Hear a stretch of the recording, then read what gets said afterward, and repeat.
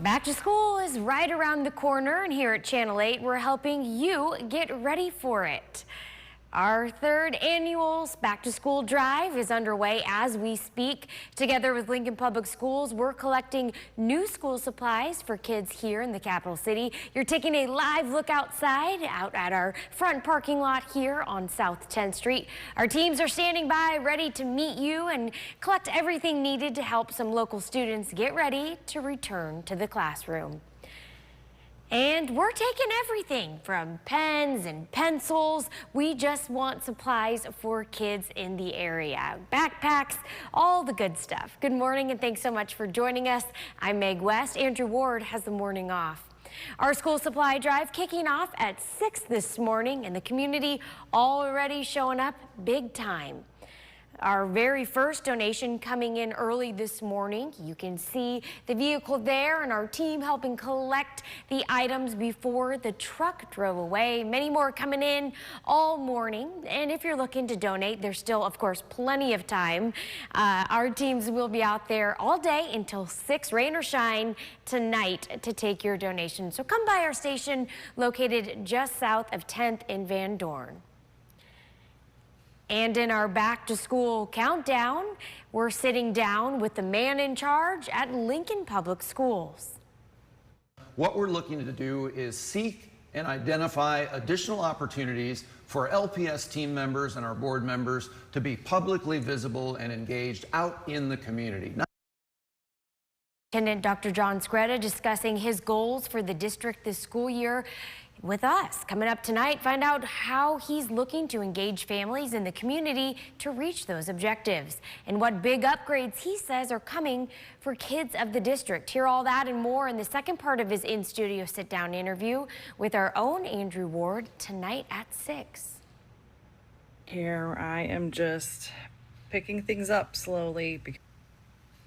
As you begin getting your kids ready, we want you to take us with you for your back to school shopping. Or if you're slowly stacking up on books and other supplies like citizen journalist Melanie in this video, we want to see that too. All you got to do is take a quick video of your shopping, maybe even a preview of that wardrobe refresh or how you're getting your learners ready to return to class. Send us those videos and you could earn some cash in return and may even end up on one of our newscasts. Time now for a look at your Thursday morning weather. Some light rain showers in Lincoln this morning. Citizen journalist Melanie sending us this video through our Now Local News app. The rain making for certainly a muggy morning. And as we take a live look outside right now, there it is from our Allo communication cam. We can see, you know, the clouds still, they're still kind of out there. You know, but let's see if they're going to part the ways, if we've got rain, if we've got sunshine. Meteorologist Houston Hall is going to set us straight. Houston? Yeah, we do have some clouds out there, I'll be. Yeah, we did see a little bit of light rain in some spots of Lincoln this morning. The better storm was off towards northeast of Lancaster County. They got about half an inch within an hour. Temperature-wise, in the upper 70s, lower 80s. Now, you might think, oh, that sounds pretty nice, pretty cool. My goodness, it's a little bit humid out there. You could pretty much wear the atmosphere. We did have a few showers, but now we're just looking at a little bit of clearing here and there, and that's going to give us a little bit of sunshine for storm fuel and instability. Off towards the west a bit, more thicker cloud cover. We still have this little system, which has slowly been moving towards the east, still off into parts of northeast Nebraska. Now, the recent HER model wants to keep this around until about 2 p.m., might even move down towards the southeast. That's the only thing that we are watching. It's keeping temperatures up there in the lower 70s, the rest of us in the 80s, so very variable when it comes to the temperatures. Look at that, 70s for dew points all the way out towards the west. That's how you know, my goodness, we're not the only ones that are pretty moist around here. We got a southeast wind, 10, 15 miles per hour. There's a look at the updated SPC. They did make this a little larger for the 60 to 70 mile per hour winds. Even a little bit of a 2% tornado risk, as this is what it could look like in the next few hours. And pretty dry, and then there you go. There's about 10 to 11 p.m. I'll show you the whole storm cast coming up in a few. Thanks, Houston. Two new reports reflecting how the war in Iran energy crisis is affecting the U.S. economy.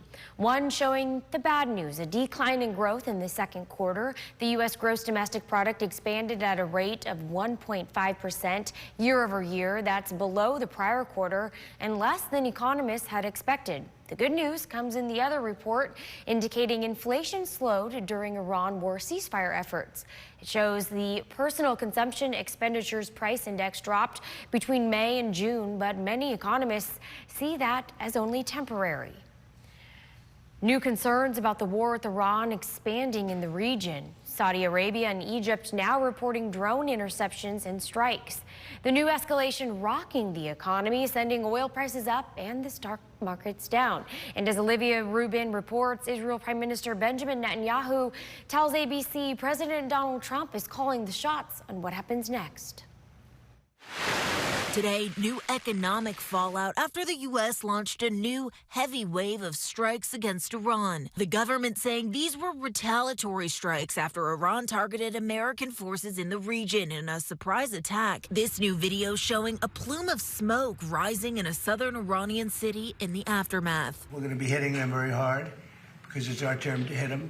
They know it's coming. They're asking us not to do it. President Trump previously held off on what he said would be a massive attack in hopes of a diplomatic solution, but the war seemingly widening. Jordanian armed forces saying it intercepted 5 Iranian missiles this morning. Egypt confirming a U.S.-owned tanker was hit in a drone strike off its coast. And Saudi Arabia has entered the fighting too, carrying out strikes this week against Iranian-backed proxies. Now, Israeli Prime Minister Benjamin Netanyahu, fresh off a meeting with Trump at the White House, telling ABC's Lindsay Davis he's not convinced a diplomatic solution can end this war. Well, I don't know if it's unlikely, but I'm skeptical about Iran's, mode of operandus. I mean, the method of operating. They always lie, they always cheat, and they always play for time. The market's reacting. The price of global oil trading just below $90 a barrel, and the average price for a gallon of regular gas up to $4.08, according to GasBuddy. Stocks attempting to rebound today, too. The Dow on Wednesday seeing its worst sell-off in more than a year. And now Americans are spending an extra $672 on gas, diesel, home heating, and jet fuel costs combined since the war started 5 months ago, according to Moody's Analytics. In Washington, Olivia Rubin, ABC News. Right now, Governor Pillen is throwing his support behind President Trump's latest budget push. Pillen joined more than 20 Republican governors in urging the U.S. Senate to pass a budget reconciliation package before the August recess. The governor says the package would strengthen the military, provide economic support for farmers, and advance election reforms included in the Save America Act. Pillen says the measure builds on Nebraska's voter ID law and called on the Senate to, quote, get the job done for America. Developing now, one community with plans to reopen their local pool isn't throwing in the towel just yet. Folks in the Meadow Lane community brainstorming on their next plan of action after the city council didn't pass a request for financial help. The Meadow Lane pool has been shut down for years. People in the area have raised a lot of money to get it open again, and they had hoped that the city council would chip in, but that didn't happen, not yet anyway. Our Danielle De Silva attended the meeting and spoke with council members. So family oriented, and everybody knew each other. Our youngest daughter, when we moved here, she was 1 year old. She took her first lessons at this swimming pool. No one wants to give up on it. Like, we want this pool back open. After raising $700,000, they appealed to the city council for the remaining $125K. That request was shut down last week at the council meeting. Determined to not throw in the towel, the group met Tuesday to prepare for an amendment to be submitted at the next public hearing on August 3rd, sharing advice peace with one another and led by council member James Bowers.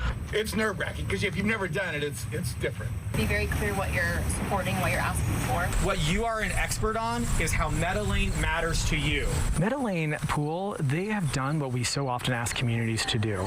They organize. They became from a private pool to a 501c3. This is a pool that'll be open to the public. It is not going to be a membership-based pool. Hopeful amidst opposition from his colleagues like council member Tom Duden. Because I think it opens up the door for taxpayers to give money to nonprofits. And what I'm afraid of is this would be a kind of a domino effect by giving to one, and then what if we don't give it to somebody else? But Bowers says that's not the case. This pool will be open for everyone. They are going to be doing community programming with nonprofit organizations. Duden offering a different solution, a public activity bond, a sort of loan from the city. Bowers had this to say about a loan. Yeah, I think starting off this pool with debt is not the way to go. Regardless of what happens, the group won't stop fundraising as they are staying positive about what's to come. What you want to do the most? Probably come here, jump off the diving board, find some friends, play with. New details, police say they now know what led to an accidental shooting outside the Shields store in South Lincoln. Police say a 21-year-old man who had just bought a 9mm handgun in the store was showing his girlfriend how to load it when he accidentally fired it. The bullet hitting him in the leg, leaving him in critical condition. Some are wondering why he was doing this in the parking lot. I think girlfriend was with him. Looks like he was this is a note from one of our duty commanders, demonstrating the Iraqi procedure for his girlfriend who was live streaming. He was racking it? Yeah. Demonstration. Yeah, either live streaming or recording video, but taking video. Police say at this point the man hasn't been ticketed for discharging a firearm in city limits, but that the investigation is ongoing.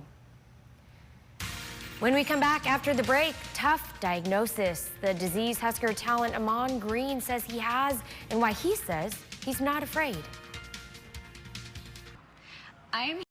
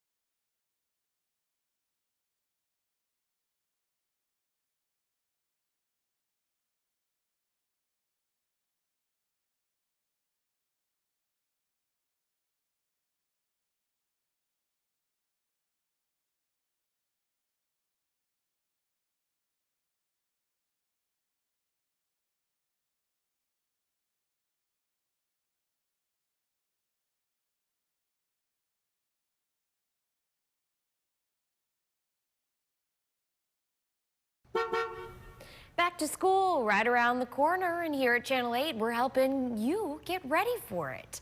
Our third annual school drive is underway as we speak. Together with Lincoln Public Schools, we're collecting new school supplies for kids in the capital city. You're taking a live look outside right now at our parking lot of the studio here on South 10th Street. Our teams are out there. They've been there since 6 this morning, and they're ready to meet you and collect everything needed to get the students ready to return to the classroom. We're here all day until 6 o'clock tonight. Just head on down to our station located just south of 10th and Van Dorn.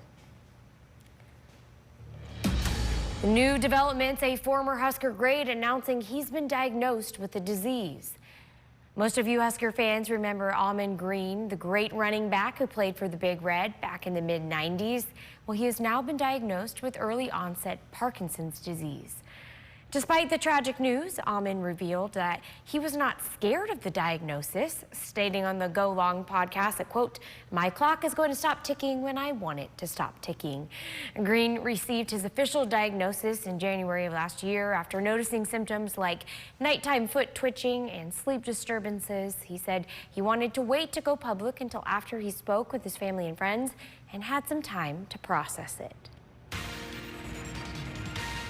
Well, this morning we have one system off into northeast Nebraska. Now this could make some big changes in the forecast when the severe weather is this evening. I'll show you the changes in a few. Next ET, we're with Lionesses Nicole Kidman and Zoe Saldana. Then Sadie Sink on her mysterious Spider-Man role. Plus Michelle Branch, then and now. Next Weekdays at 6:30 after Channel 8 News at 6. We knew the Knowles was the right decision right away by how quickly she adjusted and how well she adjusted. She became part of the community. I think for us, immediately, it was an upbeat, positive energy here. The residents are always friendly. The staff is accessible and responsive. She needed to be in a very good, safe environment. Yeah. And we felt that the Knowles did fit our needs for that too. Very well cared for.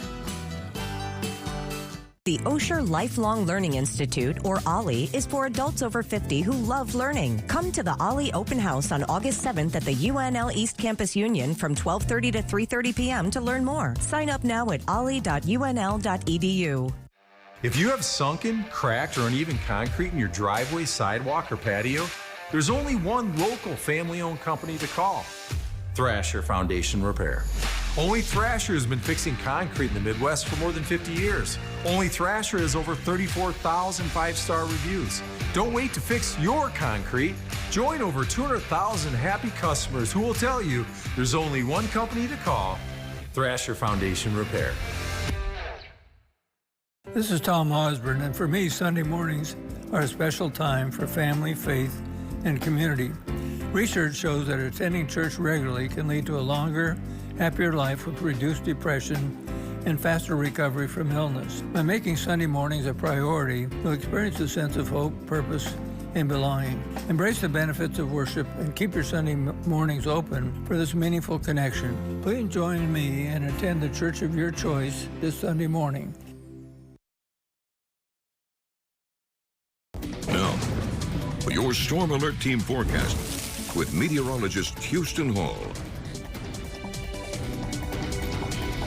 Well, the recent and the newest severe weather update, they extended this a little larger, you could say, in coverage for the 60 to 70 mile per hour wind damage threat. And Lincoln is just right on the edge of this. And then they did add a little 2% tornado. It's very low, but you could see a few brief spin-ups with these little storms that we will have this evening. Well, here's southeast Nebraska right now. You got some sunshine peeking out towards Crete, Hebron. You can see right there a nice little pocket of sunshine. Even out here towards Nebraska City, we've seen some here in southeast Nebraska. This little system up towards our north, though, this might be playing a big factor into what could happen this evening when it comes to the positioning of the line of storms. It's just been hanging around here. It's its little MCV, and that's going to hang around. Now, some models want to put it down towards the southeast, going through 2 p.m. I talked about that during the morning show. You can see a little thunderstorm right there just east of Columbus. That might try to continue a line as it moves towards the east. But now if that storm wants to make it towards Omaha, That's going to throw off all the thermodynamics across eastern Nebraska, which means the severe weather threat will be further off towards the west. This is the latest 12Z HER. You can see it lets it die out as it moves towards the east. Now that could be the worst case for the severe weather potential. As we go into about 7 p.m., that's when we'll start to see these storms off in north central Nebraska, carrying a little bit of everything, all hazards possible, some hail, some gusty winds, even a little bit of a hook right there on those little storms. Now that's going to extend to a line down towards Lexington, the Tri-Cities area, going through O'Neill, about 8 to 9 p.m. Norfolk, right on the edge of that. That could be some gusty winds just north of Grand Island, near the Fullerton area. And then these will be your tail end storms that we usually got to keep an eye on for any sign of a little bit rotation. Still dry here in southeast Nebraska through about 10:30, 11 p.m. Could get a little bit of outflow gusty winds here going into about the 11 o'clock hour. But the bulk of the storms from Norfolk down towards the Tri-Cities and Hastings, Red Cloud. Now the best chance here in Lincoln and Omaha will be about 10:45 to 11:45 if you really want to be specific with it. But you can see the further it moves towards the southeast, a little bit weaker in coverage. Most likely going to be talking some winds at their peak, 50 to 60 miles per hour. Now they're going to have their spots mainly off down here towards the south. Looks to be the best chance for the stronger wind gust. There's about midnight to 1 a.m. blows through Lincoln and Omaha, stays across southeast Nebraska through about 2, 3 a.m. And then in the morning time, we're going to be left with mostly sunny skies. It's going to be a little bit breezy and a little bit cooler, that's for sure. You'll notice it across eastern Nebraska as that system pushes off towards the east, looking like a pretty nice day overall. Rain potential about 1.25 inches. Some spots want to get 3 to 4 inches. That will be a possibility, especially up here towards O'Neill with those first initial cells. Down here, about 1.5, 2.5 inches of rain through Friday morning. You can see we got a mix about low to mid-level clouds. It's currently 80 degrees. We've only warmed up 4 degrees from this morning. Another look at satellite and radar. This little convective system will play a factor. 72 or only in O'Neill. The rest of us in the upper 70s, lower 80s. 81 down in Beatrice. So a pretty cool one. But you add the humidity and the dew points, it feels like the mid to upper 80s. You can wear the atmosphere. The southeast winds 10 to 15, definitely helping with all of that. For the rest of today, upper 80s for those temperatures. Forecasted high of 88. Sounds nice. Going through past 9, that's going to be our best chance for some showers and thunderstorms. Storms likely tonight, I would say 10:30 all the way through 1 a.m. The weekend looks pleasant, just a little warm, and then Saturday we could be talking dew points pretty nice. And then next week, upper 80s, lower 90s with the cold front Tuesday, Wednesday. All right, thanks, Houston. It's been 1 year since a deadly explosion put a Nebraska town in the national spotlight.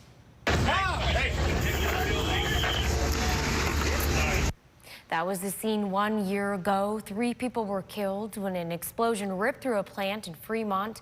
And now the last visible reminders of that tragedy are finally coming down. Here you can see the progress as crews demolish what was once the Horizon Biofuels plant. While the structure is slowly disappearing, the memory of the lives lost here remain.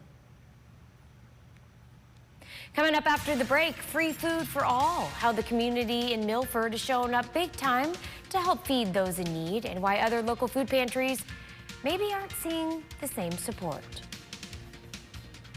Figuring out how to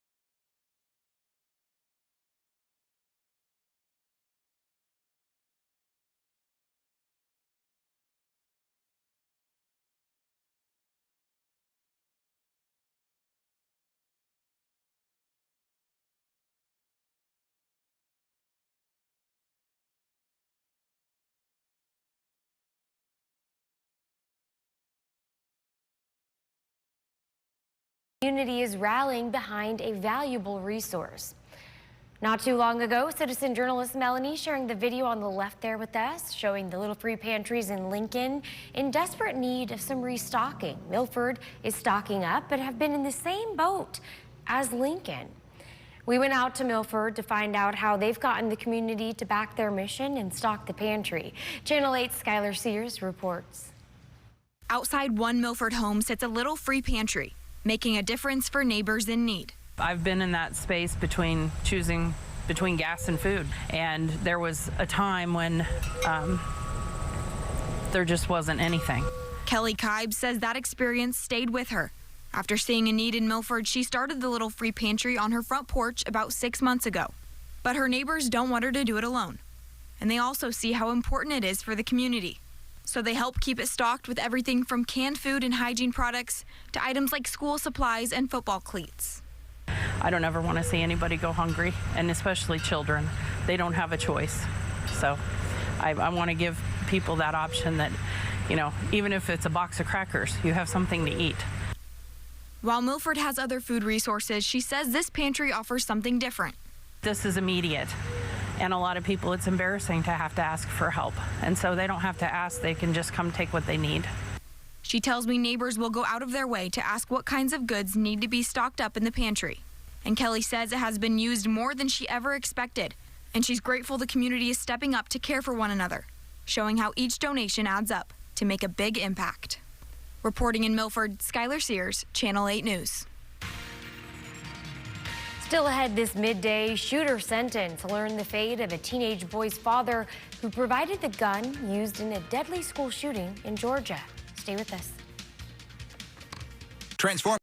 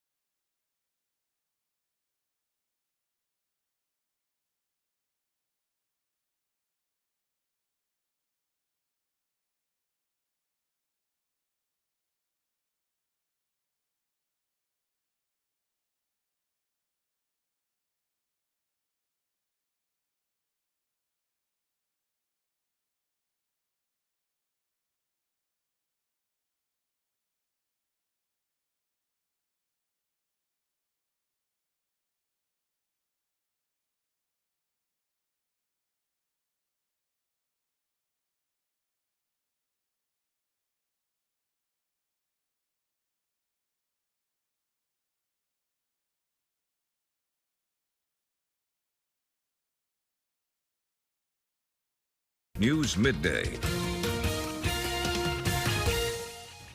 Well, back to school, it's creeping up right around the corner, and here at Channel 8, we're helping you get ready for it. Our third annual school supply drive is underway as we speak. We're collecting new school supplies for kids in the capital city, and our teams are out there ready to meet you and collect everything needed to help local students get ready to return to the classroom. One of those team members is Skylar Sears. She's out there in the Channel 8 parking lot tracking the drive for us, and now she's got the latest. Skylar, what's the scene like out there right now? I'm outside a KLKN studio right now where LPS workers are working to collect donations. You can stop by anytime today until 6 p.m. We've been out here Workers have been out here since 6 a.m. this morning, and we've had a lot of people drive by, drop off donations. We're collecting any new items or also money donations, and you can bring notebooks, pens, pencils, anything. Anything is helpful, and we just want to make sure that these kids have a good school year. Awesome, Skylar. Yes, so I was out there earlier, and there was definitely a lot of people rolling in, and it sounds like there's still many more generous people heading on through. But they've moved on. Okay. Our very first donation coming in early this morning. You can see here the vehicle was there, and our team helping collect the items before the truck drove away. Many more coming in all morning, and if you're still looking to donate, there's plenty of time. Our teams will be out there all day until 6 o'clock tonight to take those donations. So come on by. Our station is located conveniently just south of 10th and Van Dorn. We hope to see you there. And in our back to school countdown, we're sitting down with the man in charge at Lincoln Public Schools. What we're looking to do is seek and identify additional opportunities for LPS team members and our board members to be publicly visible and engaged out in the community. Dr. John Scretta discussing his goals for the district this school year with us. Coming up tonight, we're going to find out how he's looking to engage families and the community to reach those objectives, and what big upgrades he says are coming for kids in the district. Hear all that and so much more in the second part of his in-studio sit-down interview with our own Andrew Ward. That's happening tonight at 6. Here I am just picking things up slowly. And as you begin getting your kids ready, we want you to take us with you on your back to school shopping trips. Or maybe you're slowly stacking up on books and other supplies like citizen journalist Melanie in this video here on your screen. We want to see that too. All you have to do is take a quick video of your shopping, maybe even a glimpse into that wardrobe rearrangement, or however you're getting your little ones ready to return to class. Send us those videos and you could earn some cash in return. Now to a live look outside through our Barry Law camera. It's currently 11:33, and my goodness, there's still some clouds in that sky. Let's get an updated forecast from meteorologist Houston All. Houston, it's been pretty muggy out there. What's it looking like storm chances? Yeah, we just actually got a update, and Lincoln has been included within the 60 to 70 mile per hour damaging wind threat through this evening. So I'll show you that here coming up in a few graphics. Right now, Beatrice, they're seeing a little bit of sunshine. Take a look. We got a few isolated maybe shower pop-up thunderstorms trying near Wilbur, also near Barneston. Now, these are going to continue what we saw like this morning, moving towards the northeast. Well, what's right above us? That's a little bit of an MCV, just some showers and thunderstorms, sort of like a mini low pressure system. That's just right above our heads. Now, that should weaken with time as it moves towards the east, but I'll show you something in Maine weather which could happen. It's in the lower 70s where that rain is. The rest of us in the 80s. The whole state, 60s and 70s. Now that is pretty moist, especially out towards the Sandhills. And the southeast wind, 10 to 15, it's helping with that. So there's the newest damaging wind update from the SPC. We're pretty much all included within the 60 to 70 mile per hour winds. And then the tornado potential, 2%. So I'll show you where these storms may end up. Maine weather. Thanks, Houston. Well, 2 new reports reflecting how the Iran war energy crisis is affecting the U.S. economy. One shows the bad news, a decline in growth in the second quarter. The U.S. gross domestic product expanded at a rate of 1.5% year over year. Now that's below the prior quarter and less than economists had expected. Okay, now for the good part. The good news comes in that other report indicating inflation slowed during Iran war ceasefire efforts. It shows the personal consumption expenditures price index dropped between May and June, but many economists see that as temporary. Developing now, sentencing is underway for a father who admitted to giving his son an assault rifle. Now, that weapon was then used to carry out a mass shooting at a Georgia high school. The father now faces more than 100 years in prison, just days after his son was sentenced to life in prison. Armando Garcia has more on what happened in court today. The father, who gifted the assault rifle used by his son to carry out a mass shooting at a high school in 2024, back in court today to be sentenced. We, the jury, find the defendant guilty.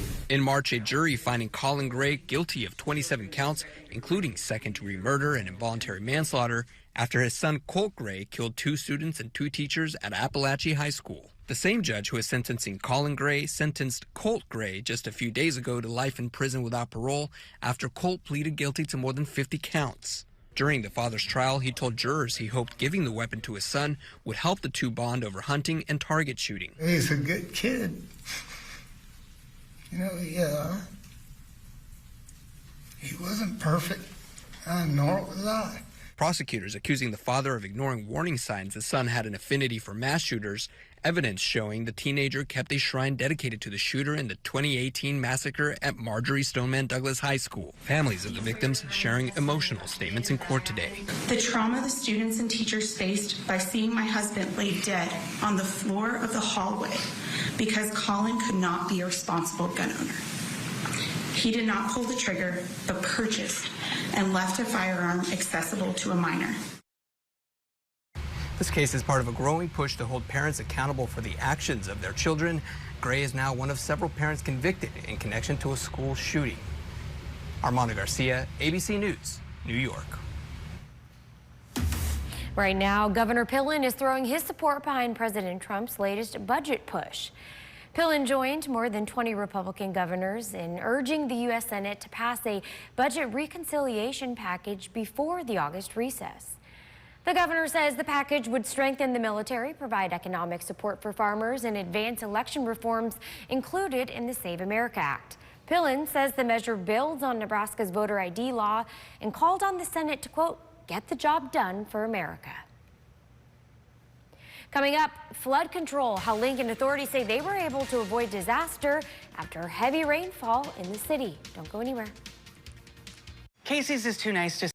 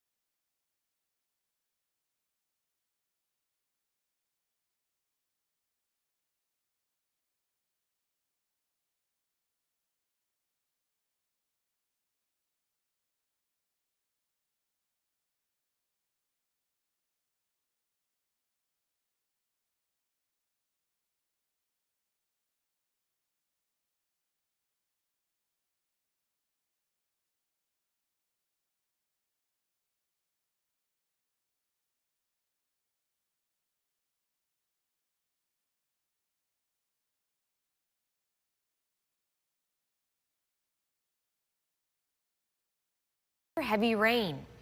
After that rain moved through Lincoln Monday night, the Antelope Valley project filled with water just as it was designed to do. LTU says the flood control system gives stormwater a safe place to go, helping reduce flooding in surrounding neighborhoods during major rain events. And now it's time for your Ag and Energy Report.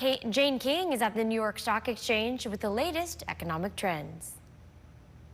President Trump told Fox News the U.S. will hit Iran hard in retaliation for an attempted surprise attack on American forces. The escalating tensions come after a brief pause in fighting that sent oil prices lower on hopes that the ceasefire would resume. Oil prices account for a large share of the price of gasoline. The average price of gas currently stands at $4.09 as a national average, according to AAA. Jersey Mike's Subs is going public at the New York Stock Exchange today. Investors and backers are looking at $1 billion IPO. Jersey Mike's has more than 3,300 locations in the U.S. and Canada. Well, Starbucks is speeding up U.S. service times through increased cafe labor and order scheduling algorithm. The chain is now delivering a majority of its in-store and drive-through orders in just under 4 minutes. The company's earnings results show diners are still willing to spend money if the prices and the flavors are right. And Chipotle posted higher sales too, but it was mostly driven by opening new restaurants. The increase was driven by inflation in beef and freight prices as well, and higher protein and produce usage, but partially offset by menu price increases and lower avocado and dairy costs. From the New York Stock Exchange, I'm Jane King with your Ag and Energy Report. Now, for your Storm Alert Team forecast with meteorologist Houston Hall. Alrighty, we just got the last update from the SPC. If you remember, Lincoln wasn't included within the 60 to 70 mile per hour winds. Lincoln is now included within the 60 to 70 mile per hour winds. Really, much of eastern Nebraska is included within this damaging wind threat. They did shift the tornado potential a little towards the Tri-Cities area, 2%. We could see a few brief rotations within this line of storms. How's it look out there right now? Got a few isolated showers, maybe a rumble of thunder trying to get going here where we saw that sunshine. There's one out towards York and Seward. Now some of these could continue to grow a little and move towards the northeast, towards Lincoln, wherever there's sunshine. Good chance for maybe a shower thunderstorm. We have this MCV right towards the north of us, and this might move our way towards Lincoln here in the next few hours. But right now it's making a trek towards the east, southeast. Big view. You can see there's a boundary right here where they had that yellow in the brown. That's going to be your sharp line, who gets rain and who gets storms. Well, let's take a look. This is the latest model as it lines up with the storms off towards the north. A little pop-up shower thunderstorm. As we go into about 4 to 6 p.m., if this wants to hang on, might shift its way down towards the southeast, towards Lincoln, Omaha. So we could see a little bit of thunderstorm activity early this evening, and that's actually when our supply drive ends at 6 p.m. Notice all the sunshine out towards the west. There's those showers and thunderstorms. That's going to create your damaging wind threat, a little bit of hail, and then a brief tornado potential. Here's about 7 to 8 p.m. Could still have a little bit of a thunderstorm down here towards southeast Nebraska. It's going to be a very slow mover as there's no thermodynamics to kind of get it out of here. But that's going to be your main threat out towards the west. About 7 to 8 p.m. the damaging wind threat will begin. And then it's going to slowly move its way down towards the southeast. The low-level jet will be placed right around here, which usually means we get a little bit of lower-level winds, a little bit of a brief rotation will be possible right here during this time frame, 8 to 10 p.m. As you can see, but a line of storms, a little bit of hail, and then, of course, some gusty winds, 60 to 70 miles per hour. As it moves further off towards the east, Lincoln and Omaha, likely about 11 to midnight, we'll see some showers, thunderstorms, and get some gusty winds. You can see it kind of just pushes like this. That's going to be a little intensification of the winds as it just burst on through. Even our southern counties down here, we got to watch those for a few of those stronger storms. Now, the storms look to blow through about midnight to 1 a.m., and then they'll hang around southeast Nebraska through about 2 a.m., weaken by 3 a.m. Tomorrow morning, we'll wake up with a little bit of sunshine, breezy conditions, and you might feel a difference in temperatures and even moisture content. So remember that line I was pointing out with the rain and storms? There it is, about Valentine down towards the south. Best chance for some rain up to 1.5, 2.5, even 3 to 4 inches of rain will be off into parts of north central Nebraska and then down here towards southeast Nebraska. We could see some flooding tomorrow morning, so be aware of that. Time frame once again for Lincoln, Omaha, about 11 all the way through 1 a.m. It's dry right now. I just heard a car horn. Oh, there you go. And there's some sunshine right there, the Honda of Lincoln Cam. We got a breeze. Now, the breeze is actually going to play a factor also. It's about 10 miles per hour currently. Temperatures in the 80s where the rain is, lower 70s. What about here in southeast Nebraska, 81 Beatrice. The dew points, it's muggy. mid to upper 70s, and the heat index in the upper 80s. But the winds, check it out of the southeast. That's going to play a factor into our storms later this evening. For the rest of today, temperatures upper 80s, precipitation chances start to peak as we go past 10, 11, midnight here in Lincoln. Storms likely tonight, 67 degrees. After today, we look to have a nice Saturday and Sunday, maybe on the warm side. Cold front in the middle of next week, and we could have overnight lows in the 50s with some more rain chances. Thanks, Houston. And coming up, push for a pool, how a community is moving forward in their plan to reopen a community pool that has seen better days. At Stanton, for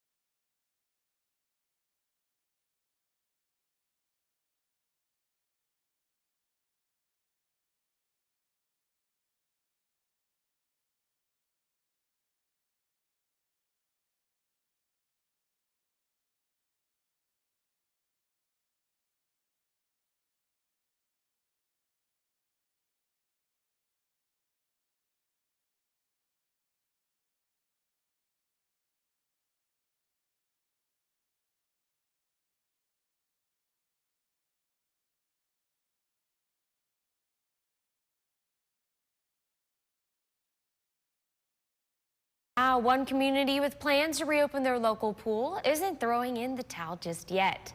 Folks in the Meadow Lane community brainstorming on their next plan of action after the city council failed to pass a request for financial help.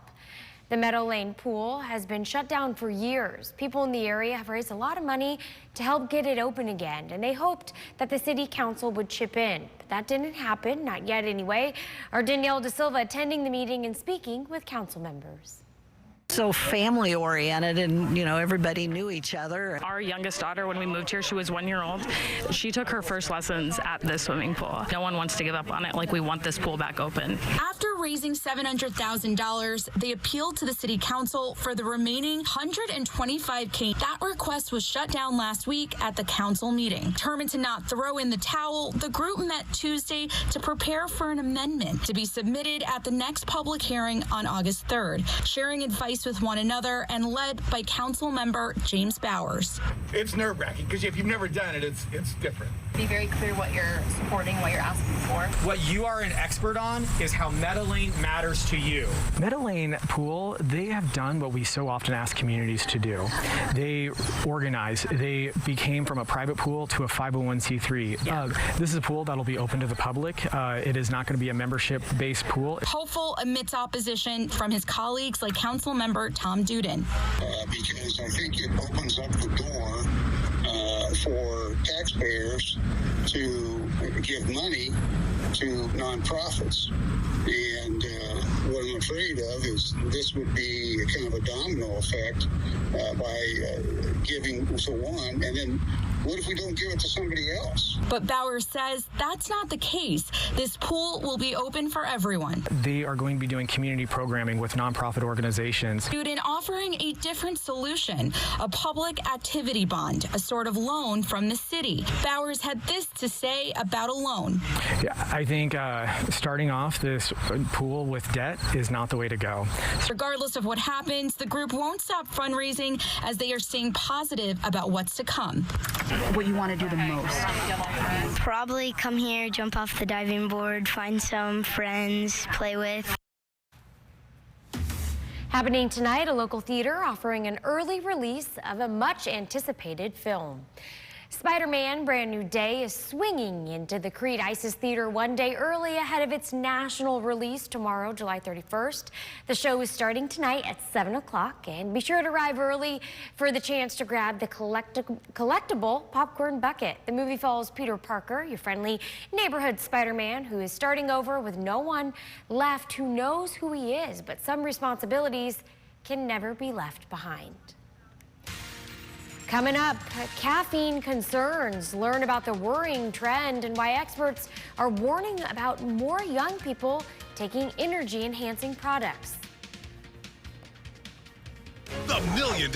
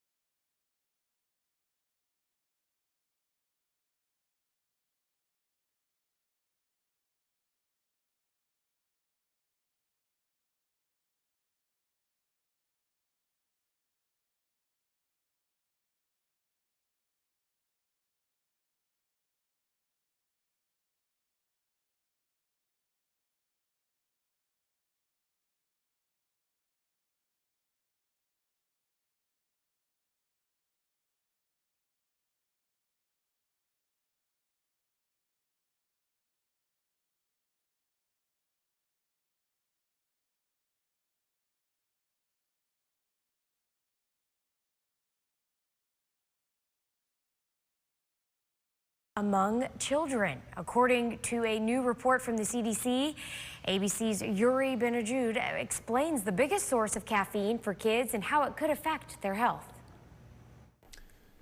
It's something that leads to thousands of ER visits among kids every single year. Caffeine.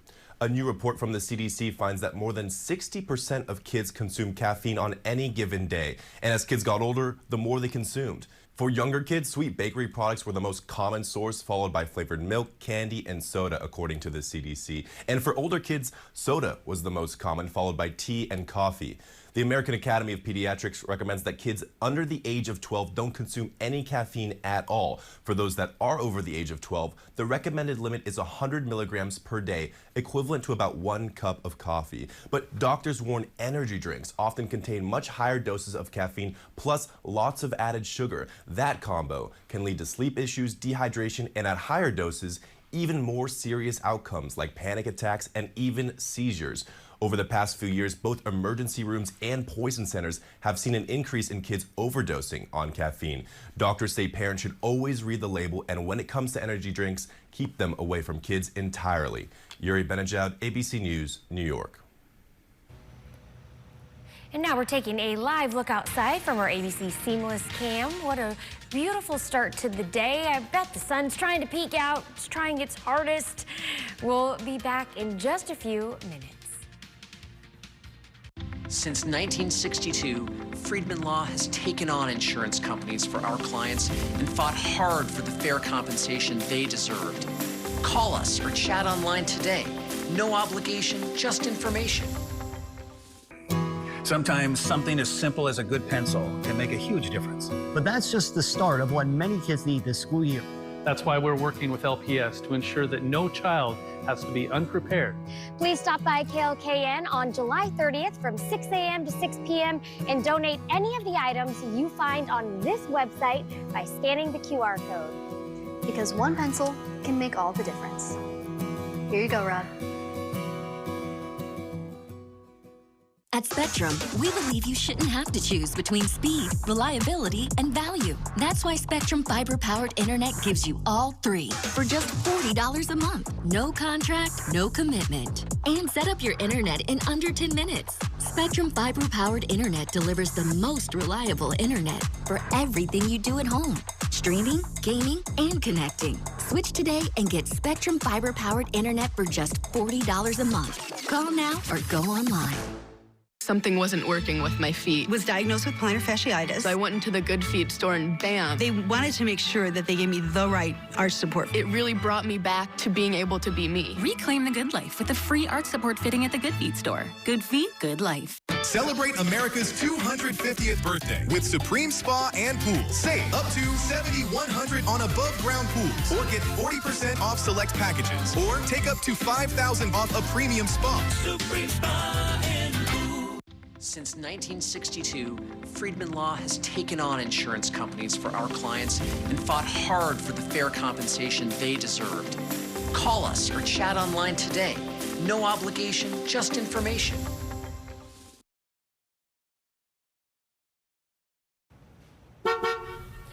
Back to school is right around the corner, and so are those school buses. And here at Channel 8, we're helping you get ready for it. Our third annual school drive is underway as we speak. Together with Lincoln Public Schools, we're collecting new supplies for kids in Lincoln. Here's a live look outside of the parking lot. You can see those two yellow trailers that actually kind of look like school buses. Those are going to be filled up with school supplies. So come on down. We're located here on South 10th Street, and our teams, we've been out there since 6 this morning, and we'll be out there until 6 this evening. We're ready to meet you and collect everything needed to help our little ones get ready to return to the classroom. So we hope to see you soon. Houston, why don't you give the people a good look at that weather before we go on with their day? Well, you know what? I'll be out there. Me and Mr. Ferraro, we're actually got the same shift to go work out there till about 1 p.m.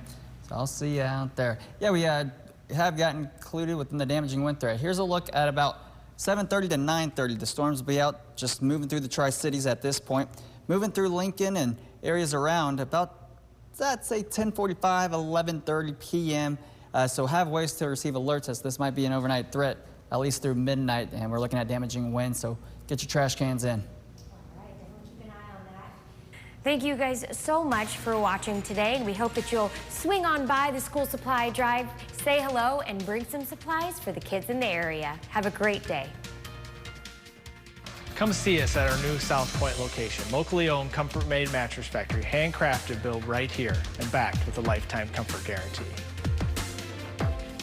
Let your voice be heard by sharing your photos and videos to the Now Local News app.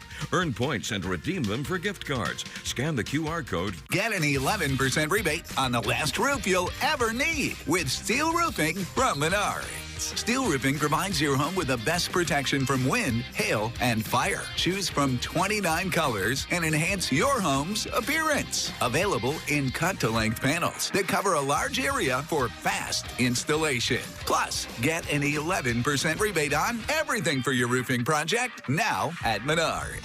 Save big money at Menards. Pete Ricketts cut our taxes. Big time. And provided billions in property tax relief. Pete deployed forces to the border and always backs the blue. He kept businesses open. And got kids back in school. Now Pete's fighting just as hard in the Senate as he did as governor. And he's giving them hell for Nebraska. Thanks, Pete. Thanks, Pete. Thanks, Pete. Thanks, Pete. Thanks, Pete. Our Senator, Pete Ricketts. I'm Pete Ricketts, and I approve this message. Start your morning at 5, 6, and 11 a.m. with Andrew Ward.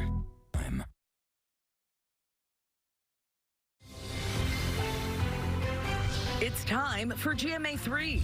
New video of Tony Romo's arrest. Did I pass this test? You turn around. No, I didn't. For suspicion of driving under the influence. Exercise. Go. And what police say they found in his vehicle. Excelling at connection, the growing trend of using a spreadsheet to find your soulmate. But can you analyze your way out of genuine connection? And it's a brand new day. Spider-Man is in the direct vicinity. Oh yeah? No way, that's crazy. Spider-Man star Jacob Batalon is here. I'm not one of those weirdos, I swear. He's telling us all about the highly anticipated new movie, right before it swings into theaters. It's time for GMA 3. Ooh, so exciting. Tomorrow's the big day for Spider-Man. We've got our tickets. Hello there, I'm Stephanie Ramos. So excited for Spider-Man, and I'm Morgan Norwood here with Dr. Tara Narula. We're so glad that you can join us on this Thursday, aka Baby Friday. Baby Friday. Exactly. Tori Johnson is also here with deals and steals for when you're on the go this summer, with prices starting at just $10. And just ahead, I'm going to break down what the key findings mean in a new report from the CDC on the rise in high blood pressure in pregnant women. But first, we begin with the newly released body camera footage of the arrest of former Dallas Cowboys quarterback Tony Romo. Chief Investigative Correspondent Aaron Katursky is here with the latest. Aaron. Hey, Doc, this video is no highlight reel for the former NFL quarterback. You're about to see Tony Romo stopped on a Wisconsin highway, then arrested on suspicion of driving while intoxicated. And now we're learning what police said they found in his vehicle. Where are you coming from? The golf course. And I'm going to meet Grandma and Grandpa. Body camera footage from the Milwaukee County Sheriff's deputy who stopped former Dallas Cowboys quarterback turned television analyst Tony Romo for driving in a breakdown lane. You're saying I went over the white line. Calm and courteous, Romo claiming he consumed no alcohol. How many drinks have you had? But one of the citations issued to Romo, obtained by ABC News, said a search turned up an open bottle of an alcoholic beverage on the passenger side of Romo's vehicle. I'm going to run you through some fields. Field sobriety tests. Are you willing to take any field sobriety tests? At that point, Romo asked for a lawyer. I'm still allowed to call my lawyer, right? You're not. I'm not allowed Nope, to. step out of the vehicle. At the station house, the deputy informed him why he's there. The red glassy eyes, and then the odor of an intoxicating alcoholic beverage from your breath. She also said a search of his backpack turned up small bottles of booze. Okay. So based off of that, I'm going to run you through some fields. Yeah. SFSTs. That's good. I'm good. Before performing the tests, Romo limbered up. Can I do an exercise? Go ahead, dude. When the deputy asked whether Romo ever suffered a concussion, the former quarterback, who was sacked nearly 250 times during his 13 seasons with the Cowboys, seemed amused. Any head injuries recently? Any concussions? Over the years, yes, but not recently. No. Ultimately, the deputy decided Romo failed the field sobriety test, and he declined a breath test. Oh, no, we're not doing that. Romo was placed under arrest. Did I pass this test? You turn around. No, I didn't. Can I use my phone real quick? With Romo in handcuffs, another deputy appeared to recognize him. And I understand who you are. We'll get you through this, okay? Romo is not formally charged with a crime, but he is due in a Wisconsin court toward the end of September. No comment from his lawyer. And we didn't hear anything from CBS Sports, where Romo's part of the #1 football broadcast team on the network. We'll see what happens once football season starts. Yeah, we will see. All right, thanks for staying on top of that for us, Aaron. Now to a GMA health alert. A new report from the CDC finds that the number of pregnant women with high blood pressure has risen by 73% since 2016. And Dr. Narula, of course, you're here. That increase is so alarming. It is. So gestational hypertension, which is what we're talking about, is blood pressure that's greater than 140/90 that develops after 20 weeks of pregnancy without protein in the urine or organ damage. Now, this CDC report looked at trends trends between 2016 and 2024. And they found that in 2016, it was about 6% of women that had gestational hypertension. That went up to 10.4% in 2024. Stephanie, they saw increases across all ages, all races, all states, all body weights. Women at highest risk seem to be women over 40, those with multiple or twin births, and those who had higher pre-pregnancy weights. Now, this is important because hypertensive disorders of pregnancy, of which gestational hypertension is one of those, is a leading cause of maternal morbidity and mortality and affects the baby. It increases the risk of stillbirths, neonatal deaths, low birth weight, preterm birth, and a lot of other potential complications down the road for the mom. Yeah, pretty dangerous. So many risks to think about, and I was just looking at the numbers. I mean, they certainly are staggering.